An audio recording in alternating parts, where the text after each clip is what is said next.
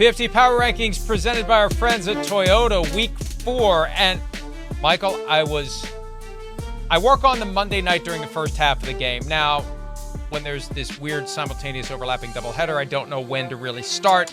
But I try to get them done by halftime. And I had them done. They were ready to go. And then you got to tweak them for the Monday night results. But Chiefs were number one. Chiefs were number one right up until like 2 minutes before I posted them yesterday because it occurred to me. The Chiefs have not looked great this year. The Chiefs are 3-0. They could be 0-3. They arguably should be 2-1 at a minimum. The Bills have looked really good. Now, they screwed around with the Cardinals a little bit, but they dismantled the Dolphins. We forget about that because the Tua Tagovailoa concussion kind of took over the aftermath of that game. And then they just flat out obliterated the Jaguars. I had Chiefs, then Bills. I decided at the tail end. Even though the Chiefs didn't lose, and I'm a firm believer, you got to lose to lose the top spot. This is probably the first time I've done this in a long time, so long that I can't remember, which probably means I did it last November. But the Bills have overtaken the Chiefs for number one without the Chiefs losing. Do you agree or disagree? Okay. I agree with that. The Bills look great. They look great on Monday night. And they looked pretty good the week before that, too. We were talking about Tua, but they looked good against the Dolphins.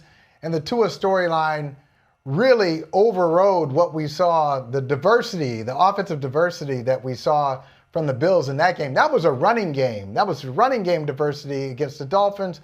Passing game on Monday night, Josh Allen, showing all of his powers, spreading the ball around. So I don't disagree with that. But I do have a problem with these power rankings. Okay. I'm surprised, Mike, that you've got the Packers with a loss over the Vikings, who are undefeated. And I'm surprised you have the Steelers, who are undefeated, over the Vikings by 3 spots.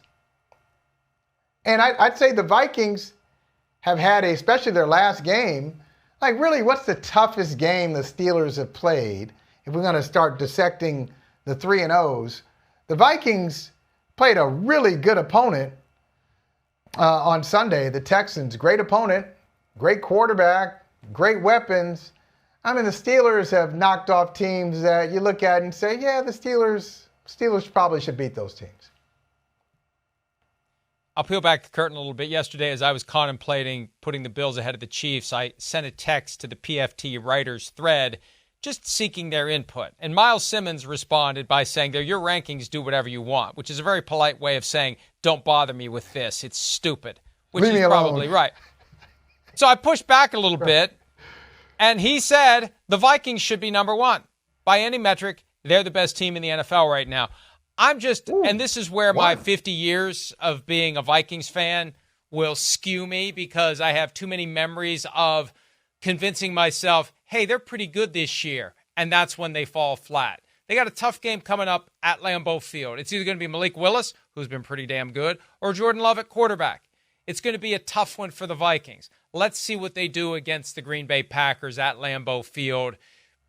But look, they completely obliterated the Giants 28-6.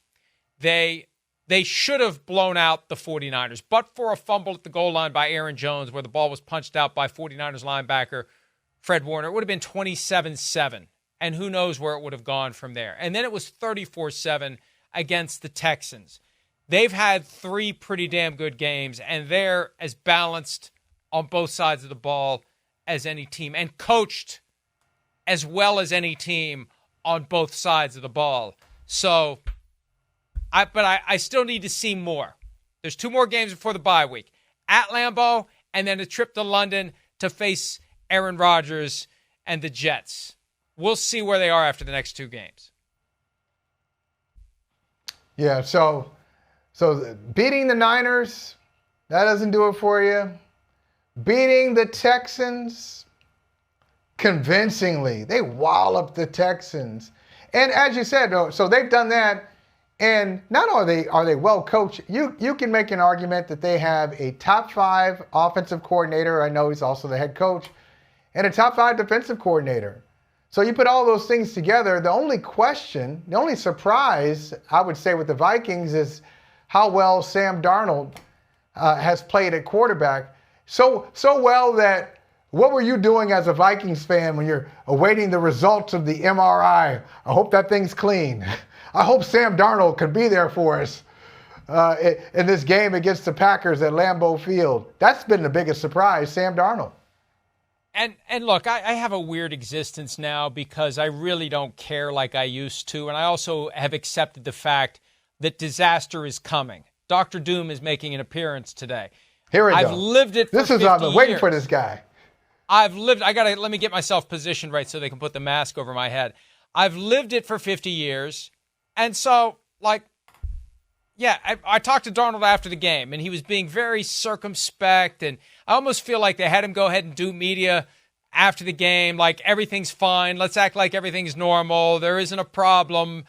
I just accepted the fact that there was going to be a report on Monday that the MRI showed something, and he's out 3 to 6 weeks, and it's Nick Mullins' time, and Nick Mullins' time is not good for anyone except for Dr. Doom. Thank you very much.